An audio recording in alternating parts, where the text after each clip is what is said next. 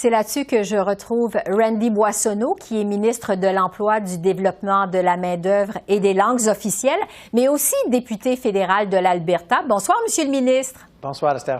Évidemment, je veux vous entendre sur votre vision pour les langues officielles, mais tout d'abord, sur cette possibilité de référendum par la première ministre Smith.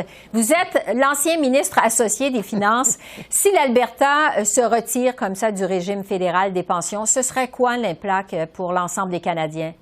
Mais l'ensemble des Canadiens serait assez grave parce qu'on parle de probablement 25 des bonifications dans le système de régime de pension canadien. Mais regarde, si on parle des Albertains, et c'est mon monde, je suis le ministre fédéral dans le cabinet fédéral de l'Alberta, et quand moi je parle aux Albertains, aux aînés, aux gens qui payent dans le régime avec leurs heures contribuables et tout ça, la dernière chose qu'ils veulent voir, c'est que la province les retire de pension au régime de pension canadien.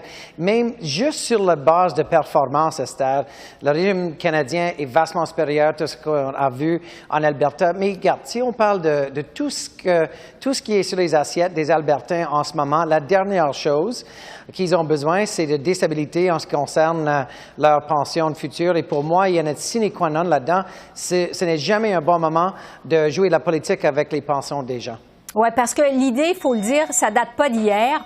Parmi les arguments des partisans d'un tel retrait, il y a la richesse de l'Alberta, mais aussi la population qui est relativement jeune, il faut le dire.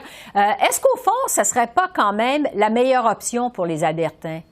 Mais non, je pense que ce qui est meilleur, c'est continuer avec le programme canadien. Je sais que l'ancien chef Reid, M. Dinning, va faire une enquête là-dessus. Il va parler aux gens pour la prochaine année.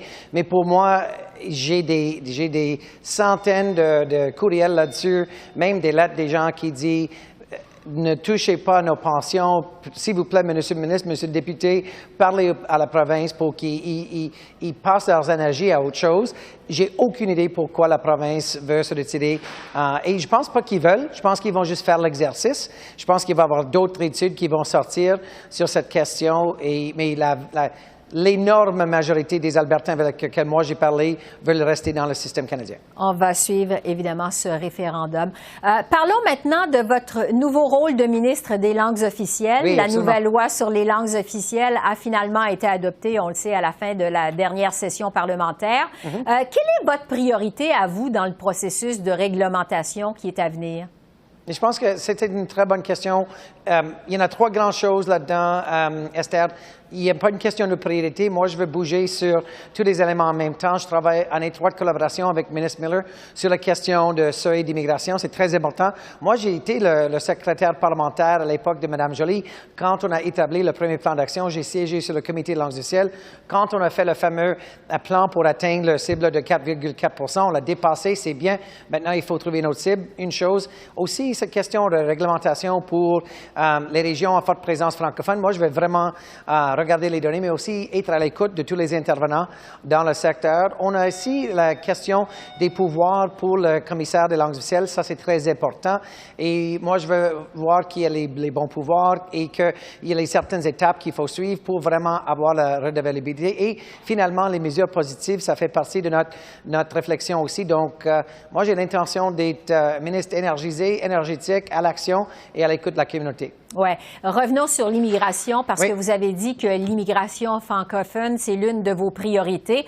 On sait la population des communautés francophones en milieu minoritaire diminue. Quels gestes concrets vous allez proposer pour changer cette tendance? Mais je pense que si on regarde notre travail, Esther, quand on a dit qu'on était sérieux il y a plusieurs années, on était sérieux d'atteindre le 4,5 il y avait des gens à travers le système, dans le système, à l'international, qui nous ont dit jamais possible d'atteindre le cible, c'est là, mais vraiment, on ne l'a jamais atteint, on ne va jamais l'atteindre.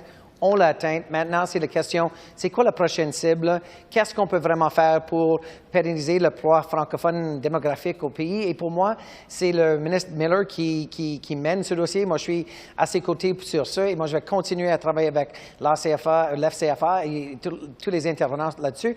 Et je peux, Esther, je vous dire jusqu'à quel point ça a changé la façon positive communauté d'Edmonton, l'Alberta, on voit ça à travers l'Ouest et on va continuer à attirer et inviter des immigrants francophones à travers le monde de s'installer ici au Canada. Oui.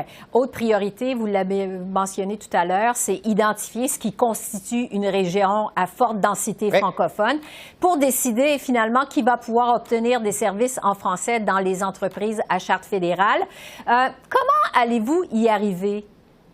Mais moi, je pense que ça, c'est une conversation qu'on va élaborer avec les intervenants. Moi, je vais aussi regarder les gens qui sont dans les secteurs réglementés par le fédéral. Et absolument, il faut que je vais travailler avec mes collègues dans le caucus et aussi ici au Parlement pour déterminer que sont les critères, comment on aborde cette question, parce qu'il va y avoir des répercussions et des conséquences importantes en ce qui concerne les services francophones. Donc, moi, je commence à me baigner une autre fois dans les eaux de la francophonie et cette optique importante de régions, les régions en forte concentration des francophones, et on va faire ce travail dans les mois à venir. Est-ce que des communautés des prairies, par exemple, pourraient en faire partie? Mais ça, c'est une bonne question et ça, c'est pourquoi il va falloir regarder aux données et vraiment regarder c'est quoi la carte pan-canadienne. Ça va me préoccuper et quand j'ai plus de détails devant moi, on va être capable d'avoir une bonne conversation là-dessus. Oui. En terminant, je veux vous entendre, Randy Boissonnault, sur les manifestations tendues au sujet des directives des écoles sur l'identité des genres. Bon, on a assisté hier à des échanges houleux entre des manifestants et des contre-manifestants dans plusieurs villes au pays. Qu'est-ce qui peut être fait, selon vous, pour avoir un dialogue, je dirais, plus constructif sur cette question? Mais moi, je pense qu'il faut juste pencher sur la vie des jeunes, penser sur le cheminement de tous les jeunes. Je pense que tout le monde veut que les jeunes soient protégés, que les jeunes soient en bon état. Et moi, je vois énormément, je vois trop de jeunes gens queer qui se suicident parce qu'ils pensent que leurs parents ne vont pas les aimer ou ils sont exclus de leur foyer.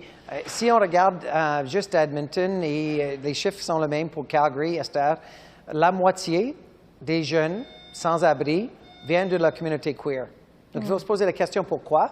C'est parce qu'il y a des parents qui tassent leurs jeunes du foyer quand ils sortent de la garde-robe. Et tant et aussi longtemps qu'on n'est pas rendu que chaque parent valorise qui est leur enfant, il va falloir avoir des conversations robustes et franches. Et moi, j'étais déçu de voir ce qui était arrivé, mais j'ai envoyé un message très clair aux jeunes qui se questionnent, aux jeunes qui font partie de la communauté queer, que notre gouvernement va continuer à les appuyer et qu'il va falloir avoir des conversations franches avec les gouvernements provinciaux pour s'assurer que nos jeunes soient protégés.